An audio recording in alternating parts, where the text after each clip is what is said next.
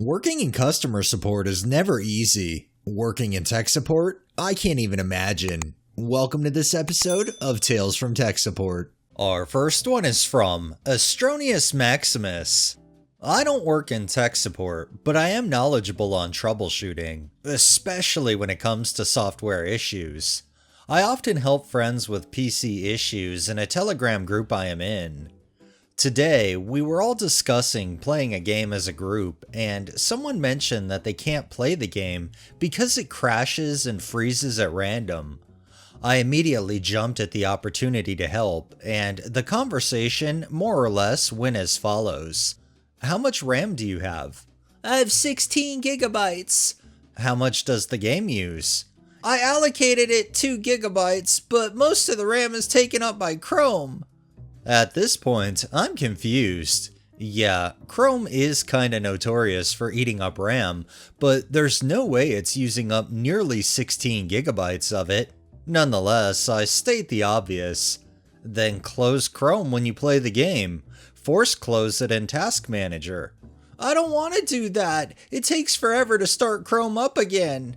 Obviously, it won't take that long to start Chrome again, so I'm confused.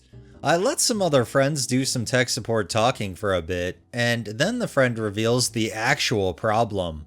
I have 1,850 tabs open! Me realizing what the real problem is. Why do you have so many tabs open? I've just done it for so long that I'm used to it. Dude, close some of them. I don't want to, and I don't want to bookmark them because that'll take forever. At this point, I gave up and told them, you know the problem, and the solution to the problem. I can't help you if you don't want to fix it, and moved on. I knew their claim that it would take too long to restart the browser was bogus at this point, since they were never going to close it to begin with. I will never understand how people can know the problem and the solution to it, but still decide to ask for help, knowing full well that they will never fix it anyway.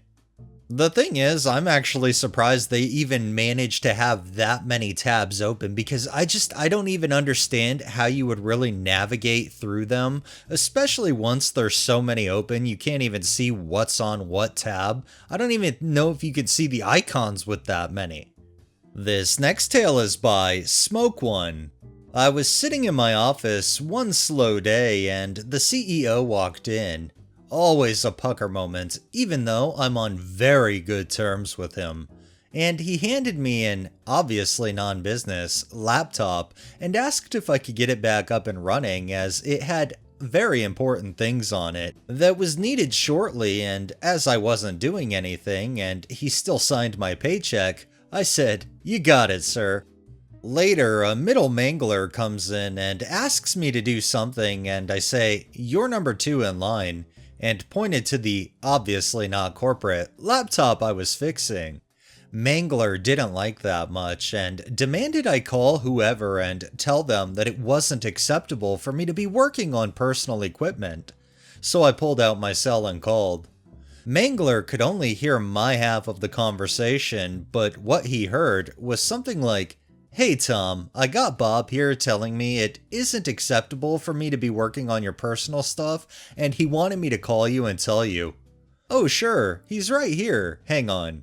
And I handed the phone to Mangler. Mangler started off saying, "It's not acceptable!"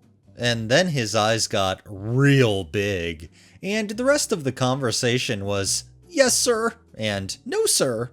He hung up and thundered, "Why didn't you tell me it was the CEO's laptop?" And I said, "You didn't give me a chance," and demanded I call them right now. I got done with the CEO's project and went to the middle mangler's office to see what he needed, and his reply was, "My cable box isn't working on my TV right now." He couldn't understand why I cracked up laughing.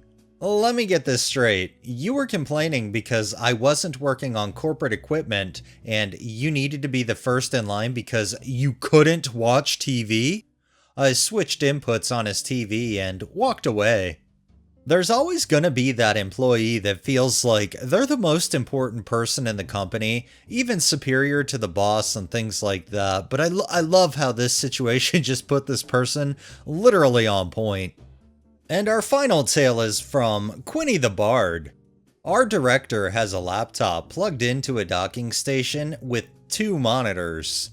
Over the past 2 years, randomly throughout the day, one of his monitors will go black. A few seconds will pass, and it'll come back on, showing the input logo. This happens with us too, but a lot less frequently. I was brought into this department with no prior professional experience in IT, just someone who loves tech, builds computers, ran private servers for games, etc. My senior techs could never figure out why it was happening. Neither could my admins, and I tried really hard for about 6 months before he apologized for wasting my time and to let him try to forget about it.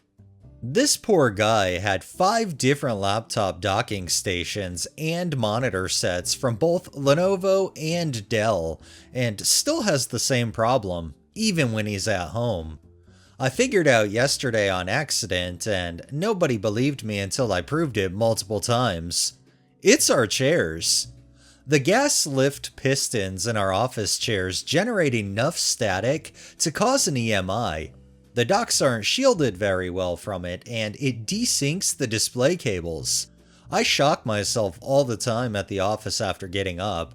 Yesterday, I touched a broken laptop on my desk and shocked myself, and my monitor desynced at the same time. This thing was on the opposite side of my desk, from my laptop and dock. I reproduced it 10 times in a row.